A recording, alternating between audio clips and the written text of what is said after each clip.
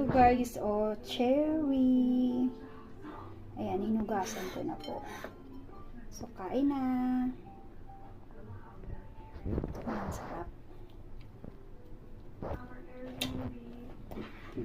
It's actually so small, and we already kind of, not unpacked, but have our stuff laid out. Sarap guys.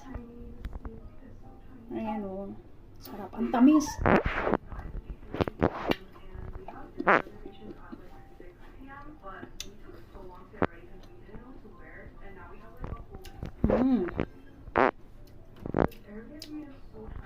Tamis niya guys. Yan.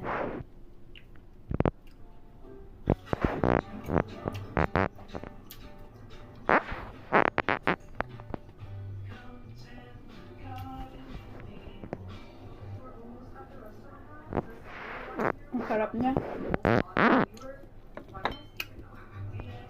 Pa. Matamis siya.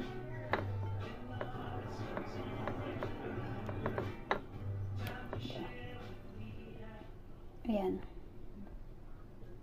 Ito po yung cherry. So, pag sa Pinas ka, bihira ka lang makakabili nito. Kasi sa atin, mangga, delandan, avocado, durian, marang, mga ganun, buko. So, makabili ka lang ng cherry talaga sa grocery. Katulad ng Robinson Pure Gold na yung ganyan yan eh.